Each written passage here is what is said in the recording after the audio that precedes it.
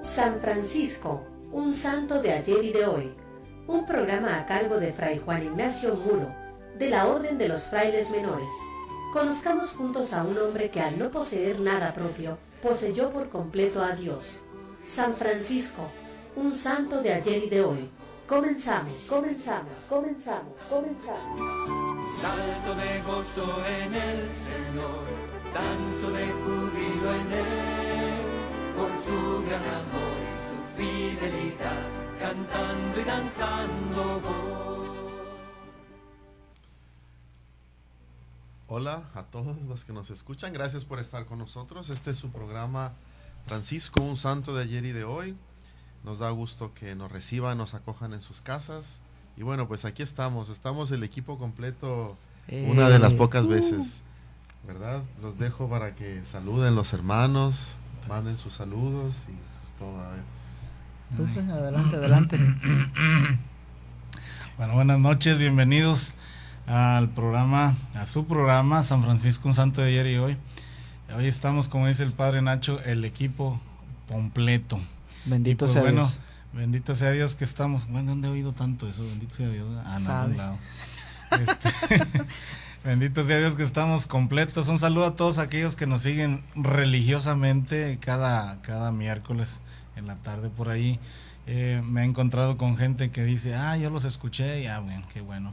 Bueno, pues aquí estamos mandándoles un saludo y compartiendo con ustedes nuestra alegría franciscana, nuestros deseos de ser mejores, la espiritualidad franciscana, para que de algo nos sirva en este caminar, en este proceso de crecimiento, como dijo alguien en una ocasión, en este proceso de cristificación en el que estamos viviendo y que en un momento dado llegaremos a tener a Jesucristo enfrente de nosotros cuando nos toque ir frente a la casa del Padre.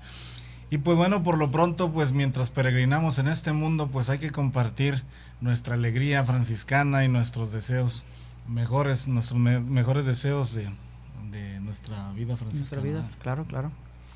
Y pues también un saludo a todos aquellos que nos escuchan por el www.coinoniaradio.org o en tjcatólico.com. Muchas gracias por estar con nosotros. Le debo un saludo a la familia Gordián que nos están escuchando ahí en su casa. El martes me dijeron que nos iban a escuchar. Muchos saludos, un abrazo fuerte para todos ustedes. También a los Herrera, muchas otras personas que nos han dicho que nos escuchan de una u otra manera, sea por el 800 de AM en nuestra casa o por la vía de internet. A todos los que nos saludan por vía de Facebook, muchos saludos a todos ustedes. También, si algo se les ofrece o quieren comunicarse con nosotros, aquí en Tijuana se pueden comunicar al 622-8962. En Estados Unidos se pueden comunicar al 866-228-4305 o si nos hablan de dentro de la República al 01800-788-7606. Estos son nuestros teléfonos aquí en cabina para ustedes, para darles un mayor servicio y estar al tanto de lo que ustedes necesiten o lo que ustedes tengan en curiosidades en torno a esta vida franciscana. Insisto a todos ustedes, gracias por escucharnos, gracias por estar con nosotros. No sé si tengan algún saludo, Fray, Padre. ¿A alguien en particular? Saludos a todos los que nos están escuchando, de veras, gracias. Y pues aquí estamos, vamos iniciando con nuestro programa esta noche, tarde, este día. Pues arrancamos, como acostumbramos el programa, viendo estos ejemplos de vida, de santidad, estos ejemplos que nos dan diversos hermanos a lo largo de 800 años de vida franciscana, de que se puede seguir a Jesús al estilo de Francisco, y la vida de santidad es un camino que está hecho para todos. Como por ejemplo el día 14 de noviembre recordamos a los santos Nicolás Távelich y compañeros mártires que habíamos mencionado la semana pasada. Nicolás Távelich, Deodato de Rhodes, Esteban de Cuneo y Pedro de Narbona, sacerdotes franciscanos, murieron mártires en Jerusalén el 14 de noviembre de 1391. Ellos procedían de distintas provincias franciscanas, de Croacia, Aquitania, Génova y Provenza, y coincidieron en la custodia de Tierra Santa confiada por la Santa Sede a la Orden Franciscana. Durante años estuvieron prestando servicio religioso en el convento de Montesión, en Jerusalén, hasta que decidieron predicar públicamente el Evangelio a los musulmanes. Después de consultas oportunas, intensa oración y estudio, el 11 de noviembre de 1391 fueron ante el cadí de Jerusalén y en su presencia y la de muchos musulmanes expusieron los textos que habían preparado en los que explicaban y defendían la fe cristiana frente a la musulmana. Y se entabló un diálogo tenso y fueron invitados a retirar lo que habían dicho y convertirse al Islam. Los frailes reafirmaron su fe y fueron condenados a muerte. Durante 3 días sufrieron en la cárcel bárbaras torturas y el día 14 del siguiente, en la plaza pública, fueron ejecutados, descuartizados y quemados. A ellos fueron canonizados el 21 de junio de 1970 por el Papa Pablo VI, quien en su homilía explicó la peculiaridad del martirio de estos santos, los santos Nicolás Távelich y compañeros mártires. El día 17 de noviembre nosotros recordamos a Santa Isabel de Hungría. Ella, Santa Isabel, era hija de los reyes Andrés II de Hungría y nació en el año de 1207 en Bratislava. A los 14 años se desposó con Luis IV, landgrave de Turingia, con quien tuvo 3 hijos. Vivió de forma eminentemente los ideales evangélicos que promovían las nacientes órdenes mendicantes. Acogió a los primeros franciscanos en su llegada a la zona de Turingia en 1225. Se dedicó asiduamente a la oración y a las obras de caridad. Modelo de esposa y madre, brilló por su austeridad, generosidad y entrega al cuidado de los pobres y de los enfermos.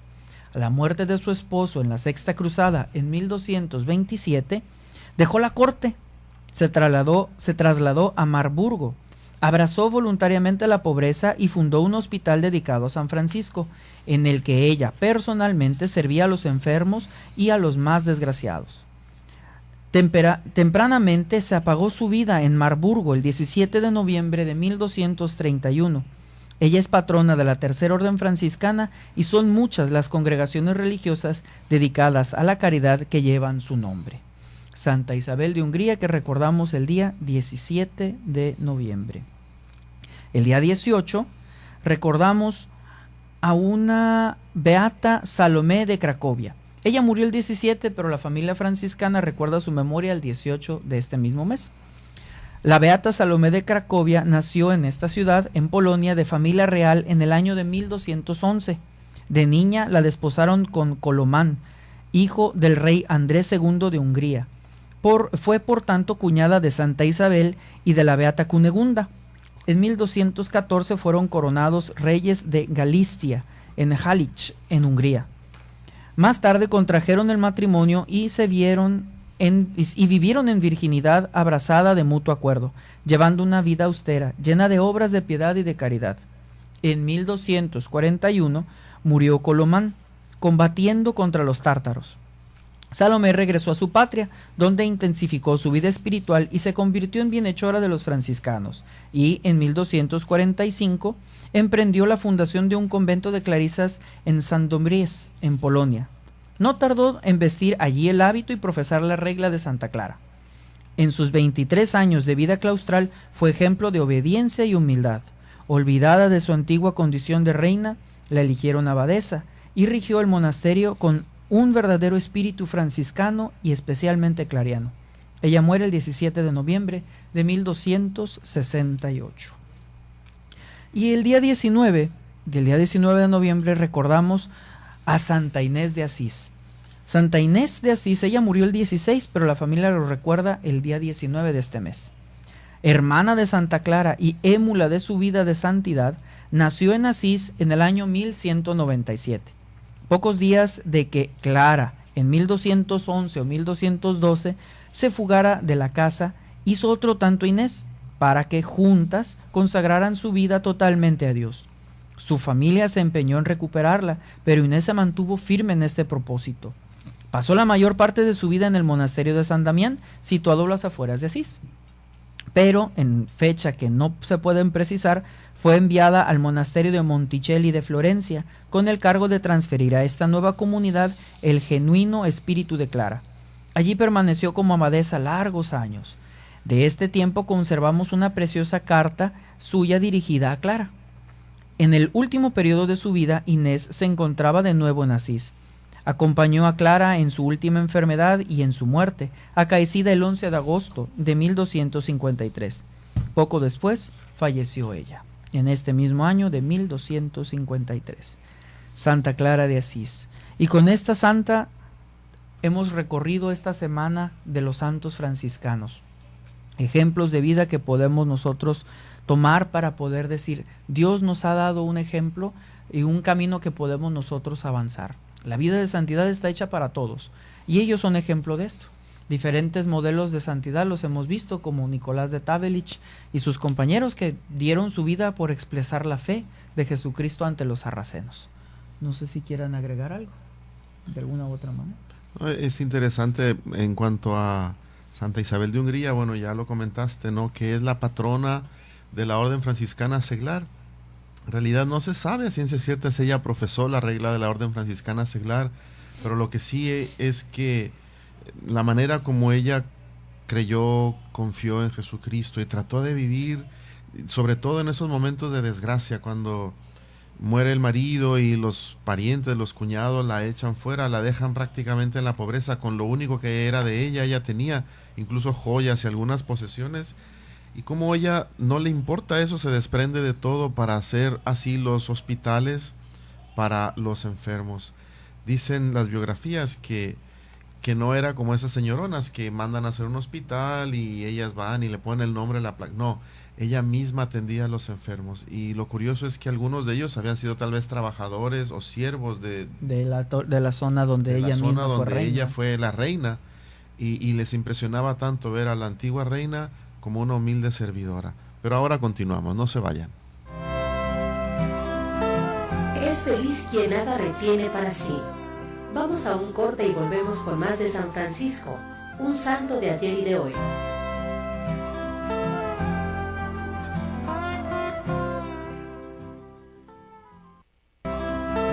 Ya estamos de regreso en San Francisco, un santo de ayer y de hoy, con Fray Juan Ignacio Muro Arechiga.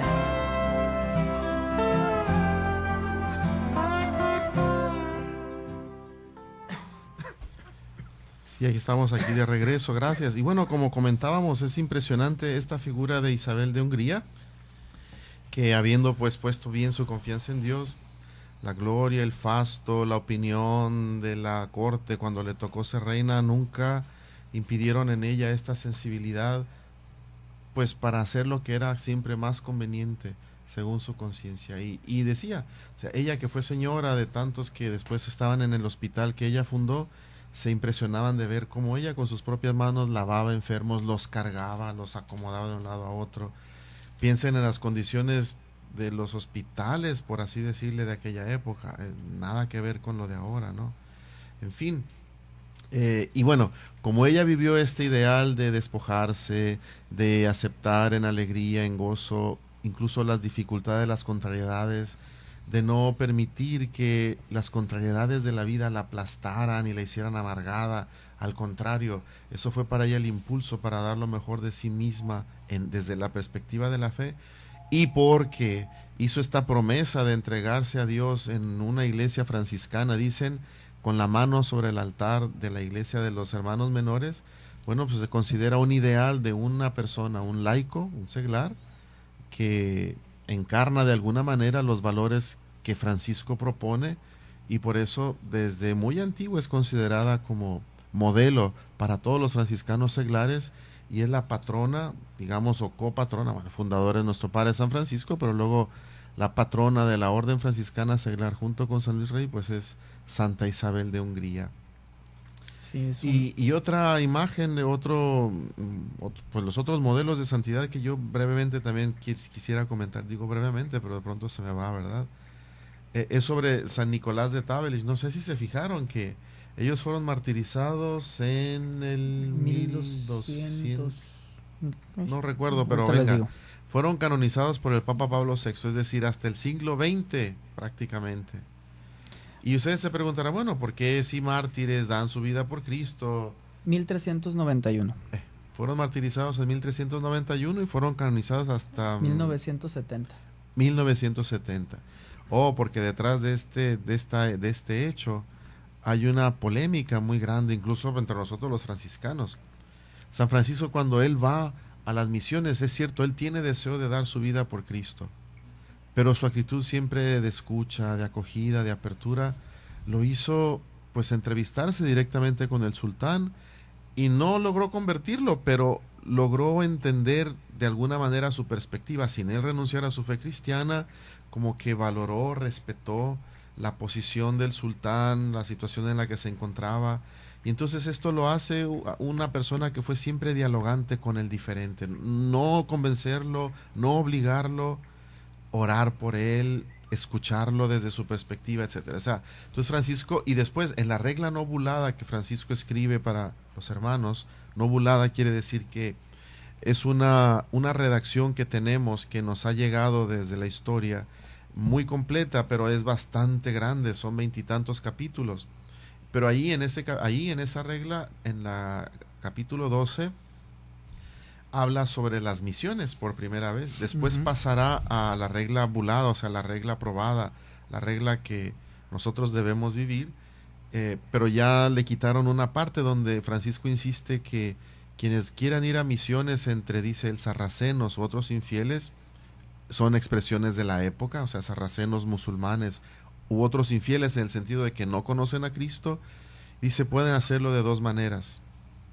Uno, que se sometan a toda criatura por amor a Dios. Es decir, una actitud siempre de sometimiento en el sentido de humildad, de minoridad, de cercanía, nunca prepotencia, nunca decir yo tengo la verdad y tú estás mal, así es de que no, escuchando, dialogando, siempre sometido. Y dice, y la segunda parte, cuando vean que es oportuno, confiesen que son cristianos. Una actitud entonces de completa apertura, una actitud que en la historia de la Iglesia fue incomprensible hasta el Concilio Vaticano II, en que la teología evoluciona de tal manera que logramos comprender estas intuiciones de Francisco. Pero bueno, este es Francisco. Y lo que hicieron estos hermanos, San Nicolás y sus compañeros, es que ellos premeditadamente se pusieron en oración y sabían y querían ser mártires, y entonces escriben un escrito, como ya lo dijo Fray Edgar, en italiano y luego en árabe y en latín, me parece, y reparten papelitos en pleno Jerusalén musulmana y se agarran predicando, leyendo aquel documento que, pues, donde dicen que Mahoma es el diablo, es un hereje, y que se conviertan a la verdadera fe. Y pues obviamente les fue como en feria. Y aparte de esto, ellos, inclusive en la biografía que se leyó, se dice, a ellos se les dijo, cállense, mejor abjuren y conviértanse a ser musulmanes. Primero creo que fue una advertencia de que guardaran silencio, ellos siguieron. La segunda advertencia fue que se convirtieran. Ya en la tercera fue la condena. Sí, los condenaron porque ellos no se callaban como...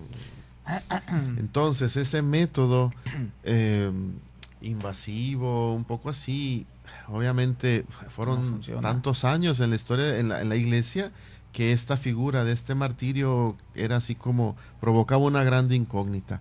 Al final el Papa Pablo VI, cuando decide la canonización de estos mártires, habla también del famoso deseo de martirio por Cristo, que aunque tal vez los métodos que ellos emplearon son muy propios de una época, de una mentalidad, curiosamente nada que ver con nuestro padre San Francisco, pero bueno, de una época, de una mentalidad, pues se admira también el coraje, la valentía y sobre todo la conciencia con la que ellos trataron de expresar su fe y de invitar a la gente a convertirse, incluso sabiendo que estaban exponiendo sus vidas y sabiendo, como poca gente se atreve, a que los iban a matar, y estaban dispuestos a todo. Dice muy curioso la biografía que duraron días de retiro en oración, después juntos discernieron qué era lo que tenían que poner en aquel escrito, en aquel documento. Finalmente, cuando se llegó el momento y ya lo habían terminado y todo, otra vez entran en oración y luego se confiesan el uno al otro, se dan la absolución y venga a arrojarse al vacío, a este abismo, movidos por esta pasión por Cristo, hoy tal vez incomprensible para nosotros, pero al mismo tiempo también este arrojo, esta valentía con la que ellos están dispuestos, con tal de que alguien se convierta, tal vez no aquellos musulmanes, sino nosotros, a dar su vida, como diciendo, nuestra sangre es como la prueba de que nosotros creemos de que de veras Jesús está vivo y es el único Señor. Pues bueno, aquí tenemos este ejemplo de estos santos también, a los cuales, a ellos, a Santa Isabel, a la Beata Cunegunda, les pedimos que intercedan siempre por nosotros.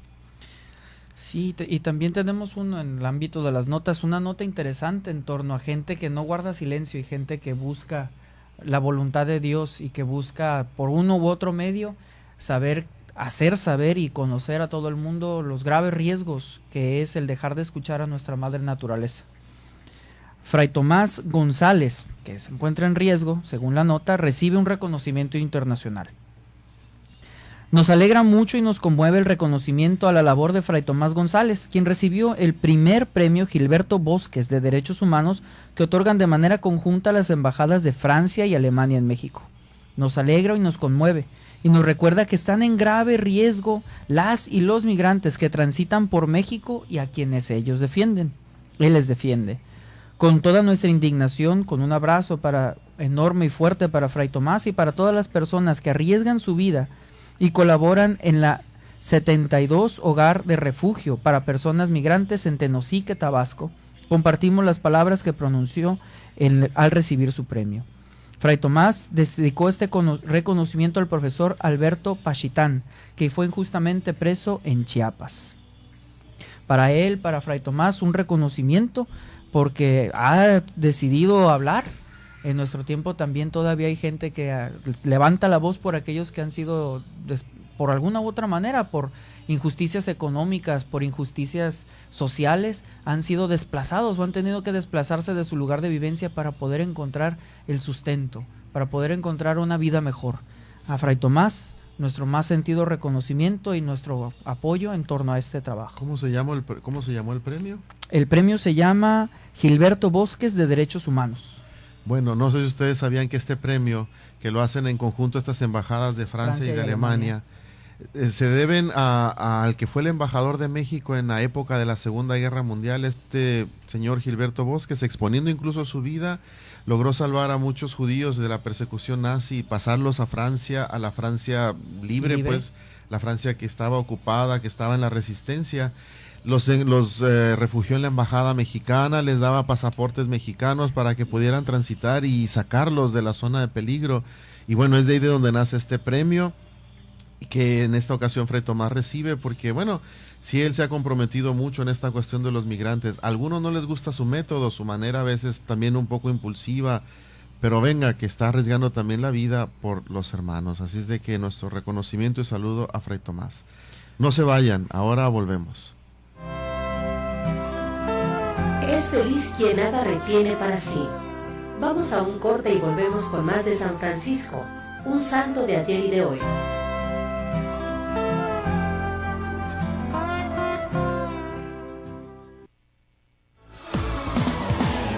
Ya estamos de regreso en San Francisco, un santo de ayer y de hoy, con Fray Juan Ignacio Muro Arechiga.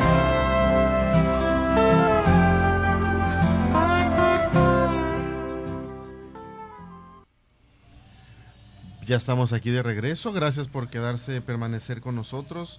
Y bueno, pues mientras que Fray Miguelón se prepara algún chiste que nos pueda alegrar el momento, vamos a dar inicio a esta segunda parte siempre de nuestro programa, es decir, dándole la palabra al hermano Francisco. ¿Se alcanza a ver? Ahí se ve, eso, los escritos de Francisco y Clara de Asís. Entonces, bueno, ya la vez pasada vimos la carta a las autoridades de los pueblos y decíamos justamente hace rato hablando de San Nicolás de Tabelić, croato, y sus compañeros mártires. Decíamos cómo el deseo, el sueño del martirio de parte de ellos se hizo verdad, pues así, exponiéndose. Y cómo Francisco, contrario a esto, es decir, desde otra perspectiva, con otra actitud, él escucha, dialoga y se queda impresionado de la manera como cuando en el mundo musulmán sube el sacerdote, el muazzin, así a sonar la trompeta y a invitar a la gente a la oración. Todo el mundo dejaba lo que tenía que hacer para ponerse en oración. Y bueno, entonces por eso él sugiere o escribe a las autoridades de los pueblos que también ellos busquen promover siempre que se haga esto, que suenen campanas, suenen trompetas, dice, o de otra forma para que la gente consciente de pertenecer a Dios, de ser objeto del amor de Dios, pues también lo alabe y lo bendiga en distintos momentos del día. Piensen ustedes que en esta época en que estamos hablando, o sea, la época de San Francisco, no se celebraba la misa como ahora. Era siempre una sola misa al día y la gente en general no participaba. Algunos sacerdotes incluso no celebraban sino solamente los domingos. Era otra manera, otra perspectiva. Hay un registro, en la historia de la iglesia hay un registro escandaloso de un obispo que en su vida solamente celebró una misa y fue el día de su consagración. Y de ahí en fuera no volvió a celebrar misas. Atendía y asistía como un fiel más porque él era noble. Y como él tenía que atender en torno a nobleza, la cuestión administrativa de su diócesis, no veía la necesidad de celebrar más que asistir a misa. Y era obispo y arzobispo. A ese nivel llegaban la situación de el que no les interesaba o no conocían o no se profundizaban en el misterio, en la ignorancia, decía el mismo Francisco. Sí, sí. Y después era lo común, ¿no? Entonces muchas monjas en los monasterios igual, cuando iba el padre les celebraba la misa, pero no se comulgaban diario. Esta cuestión de comulgar todos los días y así ir a misa todos los días o 2-3 veces al día o todos los días de la semana es algo muy bueno, pero históricamente es en realidad reciente.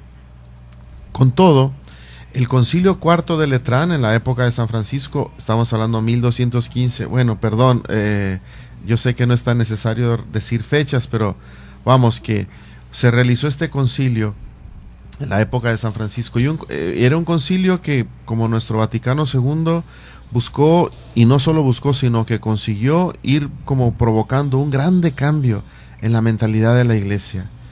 Uno de los cuales, o sea, en muchas áreas, pero en este concilio es cuando nacen, digámoslo así, los seminarios. Es decir, una de las determinaciones del concilio es que nadie se ordena sacerdote si no es examinado por el obispo, y el obispo no ordene a nadie si no tiene una mínima preparación. No podían predicar cualquier sacerdote, solamente aquellos que el obispo examinaba y que, pues, teniendo un poco de ciencia o de conocimiento, se mantenían en la ortodoxia. Muchas cosas se empezaron como se fueron introduciendo, entre ellos los mandamientos los así que ahora conocemos como los mandamientos de la iglesia. Se demanda que la gente vaya a misa al menos, bueno, que los domingos y fiestas de guardar, que comulguen y se confiesen al menos una vez al año. En ese momento era por lo menos, o sea, por Pascua, y nada más. O sea, fíjense cómo estaba la cuestión, ¿no? Entonces, bueno, las cosas han ido cambiando. Lo interesante es que ahora vamos a leer o vamos a escuchar a Francisco con una carta que él escribe, dice, a todos los clérigos. Así como escribe a los fieles que quieren hacer penitencia, y después ya escuchamos la carta a las autoridades de los pueblos, ahora él se siente con esta responsabilidad de escribirle a todos los clérigos, no solo los de la orden, sino a todos los clérigos, o sea, los que son ministros, los que son sacerdotes, obispos también, dentro de la iglesia. ¿La tienes ahí? Tengo una versión digital de ella. Si gustas, entonces, para que no se aburra nada más de mi voz, vamos escuchando a Fray Edgar que la lea, por favor. Carta a todos los clérigos en su primera redacción. Consideremos todos los clérigos el gran pecado e ignorancia que tienen algunos acerca del santísimo cuerpo y sangre de nuestro Señor Jesucristo, y de sus sacratísimos nombres y de sus palabras escritas que consagran el cuerpo. Sabemos que no puede existir el cuerpo si antes no es consagrado por la palabra. Nada, en efecto, tenemos ni vemos corporalmente en este siglo del Altísimo mismo, sino el cuerpo y la sangre, los nombres y las palabras por los cuales hemos sido hechos y redimidos de la muerte a la vida. Por consiguiente, todos aquellos que administran tan santísimos misterios, y sobre todo quienes administran indebidamente, consideran en su interior cuán viles son los cálices corporales y los manteles donde se sacrifica el cuerpo y la sangre del mismo. Y hay muchos que lo colocan y lo abandonan en lugares viles, y lo llevan miserablemente, y lo reciben indignamente, y lo administran a los demás sin discernimiento. Asimismo, sus nombres y sus palabras están escritas, son a veces hollados con pies. Pisoteados, pues. Porque el hombre animal no percibe las cosas que son de Dios. Nos mueven a piedad todas estas cosas, siendo así que el mismo piadoso Señor se entrega en nuestras manos y lo tocamos y tomamos diariamente por nuestra boca. ¿Acaso ignoramos que tenemos que caer en sus manos? Por consiguiente, enmendémonos de todas estas cosas y de otras pronta y firmemente, y donde quiera que estuviese indebidamente colocado y abandonado el santísimo cuerpo de nuestro Señor Jesucristo, que se retire de aquel lugar y que se ponga en un lugar precioso y que se cierre. Del mismo modo, donde quiera que se encuentren los nombres y las palabras escritas del Señor en lugares inmundos, que se recojan y se coloquen en un lugar decoroso. Todos los clérigos están obligados por encima de todo a observar todas estas cosas hasta el fin. Y los que no lo hagan, sepan que tendrán que dar cuenta ante nuestro Señor Jesucristo el día del juicio. Quienes hagan copiar este escrito, que sea para mejor observarlo, que sepan que son benditos del Señor Dios. En alabanza de Cristo y su siervo Francisco. Amén. Amén. Pues ahí tienen, como parte repito, de la sensibilidad que él sentía y que experimentaba, y después, como parte de esta intuición, esta convicción de fe que el Señor le concedió a él, él pues escribe esta carta a todos los sacerdotes de la iglesia, sobre todo poniendo en evidencia esta problemática que se daba mucho en su época. Y es que hay que entender también que en aquel tiempo de feudalismo y demás, pues a veces los sacerdotes, bueno, sí, podían leer un poco el misal, seguramente muchos no le entendían, era en latín. Después eran otras las costumbres, era otra la manera de percibir la vida, pero al mismo tiempo, por ejemplo, las iglesias muchas veces se utilizaban como bodegas, a veces ahí guardaban animalitos o el grano de la comunidad, y entonces pues no había costumbre tanto de reservar el Santísimo Sacramento. La verdad es que la reserva del Santísimo Sacramento, pues hasta el día de hoy está mandado que es solamente para los enfermos, o sea, los que no pueden ir a misa o que por alguna otra causa están prisioneros por causa del nombre de nuestro Señor. Y entonces, pues por eso se supone que se guarda solamente para poder administrar la comunión a los enfermos. Aún así, cuando sobraba el pan consagrado, pues algunos lo dejaban por ahí nada más. Por eso, bueno, pues Francisco aquí exhorta, llama la atención. Pero bueno, vamos viendo parte por parte. Esta carta de Francisco es parte de otras, vamos a escuchar, hay otra segunda versión, en fin, que tienen que ver con el cuerpo, con la devoción al cuerpo y la sangre de Cristo. También lo escuchamos en una de las admoniciones. En la admonición primera. En la admonición primera. Y lo menciona creo que también en la tercera. Bueno, entonces es parte de esta, digámoslo así, campaña que Francisco secunda y que fue parte de este movimiento de reforma, de renovación, de revitalización que implicó, que buscó promover siempre el Concilio Cuarto de Letrán.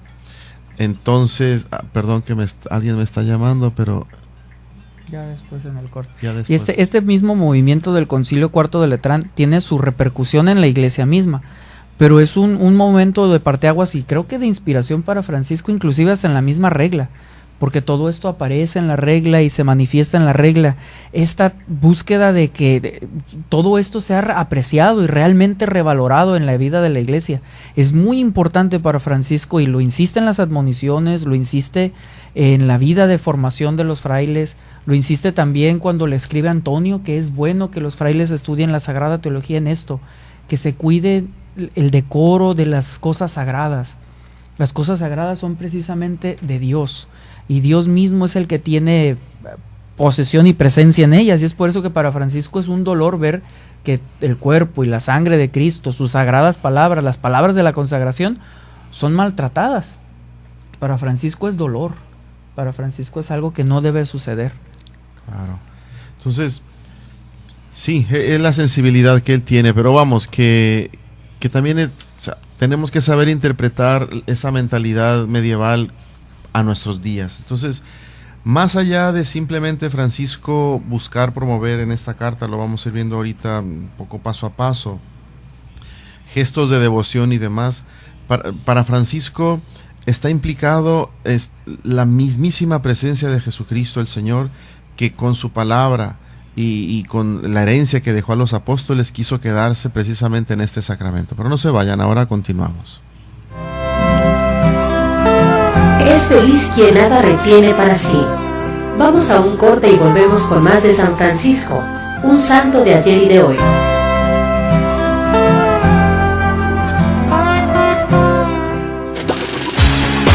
MoriPlus, del árbol de la moringa. Salud para tu cuerpo y mente. 100% natural y 100% orgánico. El árbol de la moringa, según el Departamento de Agricultura de los Estados Unidos, contiene una enorme lista de propiedades nutritivas y curativas: antiinflamatorio, analgésico, antiasmático, antianemia, activador del metabolismo, purificador, protector del hígado, antihipertensivo, promueve el crecimiento del pelo, hidrata, moviliza los líquidos del cuerpo, fortalece músculos y huesos, además de mejorar la alerta mental, la memoria y la capacidad de aprendizaje. MoriPlus, de venta en Koinonia Radio. Infórmate al 622-8962. MoriPlus, del árbol de la moringa. Salud para tu cuerpo y mente.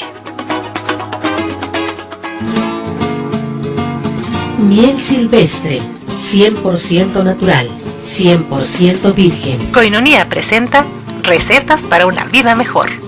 Artritis. Mezclar una taza de agua caliente con 2 cucharadas de miel y una cucharadita de canela en polvo.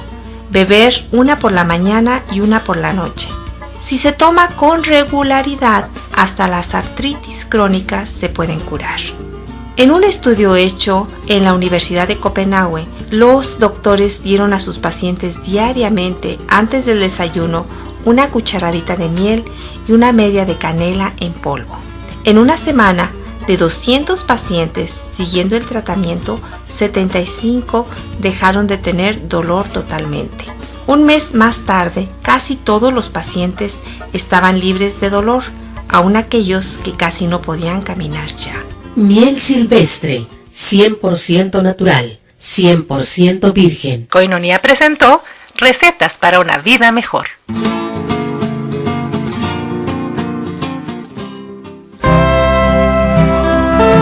Ya estamos de regreso en San Francisco, un santo de ayer y de hoy, con Fray Juan Ignacio Muro Arechiga.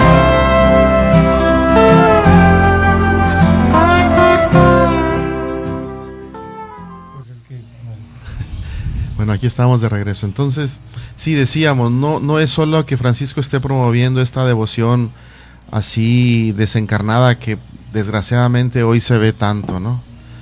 Gestos de devoción, sí, a nuestro Señor en la Eucaristía, que de pronto son muy como desencarnados. Ahí está el problema, de ahí la importancia pues del discernimiento. No, para Francisco ahí está implicada la misma presencia, la palabra del Señor. Y curiosamente, aunque encontrara el clérigos indignos o lo que fuera, él siempre decía: solo los sacerdotes nos administran el cuerpo y la sangre de Cristo, y en ellos no quiero ver pecado. En fin, bueno, entonces, él comienza en esta carta diciendo: estén atentos al gran pecado en el que incurren algunos clérigos al administrar el cuerpo y la sangre de Cristo. Dice: sabemos que no puede existir el cuerpo si previamente no ha sido consagrado por la palabra. Esta es una expresión muy fuerte, no solo las palabras del Padre, del sacerdote, sino la palabra de Jesús. Jesús es la palabra del Padre que se hace presente también en la tradición viva de la Iglesia. Este es otro aspecto que a veces pasa un poco desapercibido. Ciertamente no queda muy claro, pero la sensibilidad de Francisco era muy profunda en torno a una fe grande, de veras, una confianza ilimitada en la palabra del Señor escrita y transmitida de manera en la tradición viva de la Iglesia, que es lo que hace posible que se confeccione, digámoslo de alguna manera, el sacramento. No sé si me doy a entender. Es como a veces la Biblia. Hay gente, hay algunos, pues digámosle cristianos, para no entrar en controversia, que dicen: yo nomás lo que diga la Biblia.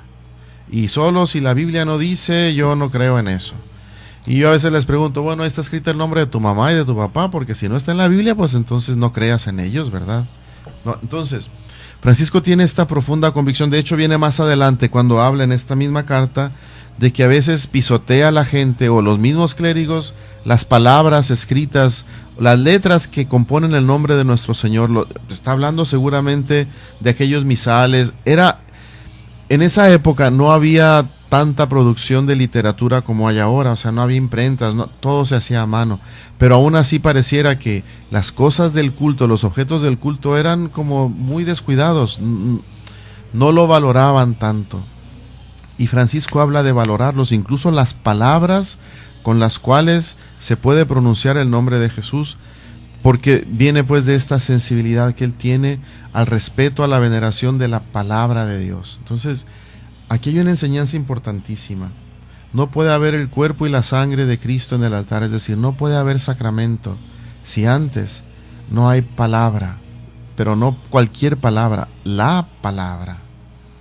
Es la palabra de Dios la palabra de Jesús acogida, escuchada con detenimiento, meditada, aceptada en nuestro interior, en nuestra vida. Palabra que renueva, que hiere, que da vida, la que nos va a hacer posible recibir el sacramento del cuerpo y de la sangre del Señor como lo que es. No un pedazo de pan y un poco de vino cualquiera, sino el cuerpo y la sangre de Cristo, consagrado por la voluntad de Jesús, que así ha querido dejarlo a la iglesia. Entonces, este es un aspecto importantísimo, cómo él une palabra con mayúscula, y sacramento. No puede haber sacramento sin palabras, la palabra. Pablo VI, esto me viene a la mente cuando, después de la reforma del Concilio Vaticano II, ustedes saben que en el aspecto litúrgico, el concilio buscó precisamente que todos los fieles cristianos tuviéramos acceso a la palabra de Dios. Esos que les gusta promover la misa tridentina, perdón, me voy a meter aquí en camisa de 11 varas, pero bueno, a mí me maravilla profundamente esto. La misa tridentina era muy esquematizada, y ahí todos los días, o sea, se celebraban fiestas y santos, y cada santo tenía su propio evangelio. La gente no tenía acceso a escuchar, como ahora en la reforma del concilio, la palabra de Dios en distintos ciclos. Ustedes, yo supongo, ya se han dado cuenta que, por ejemplo, el leccionario de los domingos, es decir, la palabra de Dios que escuchamos todos los domingos, está dividida en 3 ciclos, A, B y C. El ciclo A es el ciclo de Mateo. Si se fijan, en los evangelios de los domingos del ciclo A escuchamos casi siempre Mateo. El ciclo B es de Marcos. El ciclo B es de Marcos, y el ciclo C, que es en el que estamos viviendo, es el evangelio de Lucas. Todos los domingos un trozo del evangelio, es una lectura casi continuada. Si vamos a misa todos los domingos de este año, habremos escuchado casi completamente todo el evangelio de Lucas. Y lo mismo en las lecturas feriales, es decir, cada día tiene una lectura diferente del Antiguo y del Nuevo Testamento, que buscan que en 2 años, año par e impar, cuando celebramos la Eucaristía todos los días, tengamos una visión de conjunto de toda la Sagrada Escritura. Entonces ha puesto mucho énfasis precisamente en la palabra de Dios, porque Pablo VI decía, así como nos arrodillamos ante la hostia consagrada, deberíamos arrodillarnos y acoger en nuestro corazón la palabra escrita, la tradición viva, o sea, la palabra de Dios que se proclama en cada que celebramos la Eucaristía. Son 2 elementos, 2 aspectos de una misma realidad, Cristo Salvador, que no podemos ni descuidar una ni otra. Y luego con la consecuencia, no nada más es estar ahí haciendo el culto para quedarnos ahí, sentí bonito cuando recibí a Jesús Eucaristía. No. Tu fe, tu comunión no son verdaderas si esto no te mueve a convertirte, por ejemplo, en un discípulo misionero, es de un transmisor de la verdad de Jesucristo en tu vida y con tus hechos. No tanto uno puede decir 1000 cosas, pero cuando tú tratas de empezar a poner en práctica día con día pequeños detalles o todos estos aspectos que vamos aprendiendo de la voluntad de Dios para nuestra vida, palabra, que luego te alimentas porque comulgas con las ideas de Jesús, con la misma persona de Jesús, lo recibes en tu cuerpo al comulgarlo. Entonces, palabra y carne o cuerpo de Cristo se tienen que traducir siempre en obras concretas. Entonces, muy curioso cómo Francisco tiene esta intuición, aunque aquí aparentemente no queda claro, pero bueno. Entonces dice, y también sigue diciendo él, del cuerpo de Cristo, o sea, nada podemos ver en este mundo corporalmente. Como los apóstoles vieron, tocaron, a lo mejor sus barbas, lo vieron, se movía, comía. Nosotros no podemos ver nada en este mundo, en este tiempo, corporalmente, sino el santísimo cuerpo y la sangre de Jesús y los nombres y las palabras, dice, por los que hemos sido redimidos y hemos pasado de la muerte a la vida. Se fijan entonces aquí como una vez más Francisco, invitando a los clérigos, pero bueno, ahora a todos los que estamos escuchando también aquí, nos invita siempre a unir estas dos realidades. Sin palabra no hay cuerpo. Del cuerpo de Cristo no vemos nada corporalmente, sino su cuerpo y su sangre que se consagran en la Eucaristía, y sus nombres y sus palabras, la palabra por la que fuimos hechos, o sea, por la voluntad, la palabra de Dios nosotros nacimos, el mundo entero existió, y la palabra por la que fuimos redimidos, el sí de Jesús, Padre, hágase según tu voluntad, y que nos transmite quién es el Padre, cuál es su voluntad. Es pues importantísimo que también nosotros tratemos de aplicar esto a nuestra vida. Basta de cristianismo, de catolicismo, de solo estar ahí a oír misa, como decían antes en la misa tridentina. No vamos a oír misa, vamos a participar, en todo caso a escuchar a Jesús, que en el Evangelio y en las lecturas nos habla, y después se nos entrega como alimento fuerza para nuestra vida, en el pan consagrado y en el vino y el pan consagrados, que son su cuerpo y su sangre. Pero bueno, se nos está acabando el tiempo, pues los invito a que todos reflexionemos esto. La próxima semana continuamos con el favor de Dios. Y bueno, por lo pronto aprovechamos aquí para seguir invitándolos a ustedes todos al concierto que va a ser el 29 de noviembre por el jubileo de nuestra arquidiócesis. Tal vez se ha hecho poca difusión. Yo ahora algunas personas que conozco les pregunté, ¿vas a ir al concierto? Y dijeron, ¿cuál concierto? Bueno, venga, es un concierto que se está haciendo de grande calidad en el Centro Cultural Tijuana, en el Secut, el 29 de noviembre, 2 funciones a las 6 de la tarde, a las 6 y a las 8 de la noche. 6 y 8.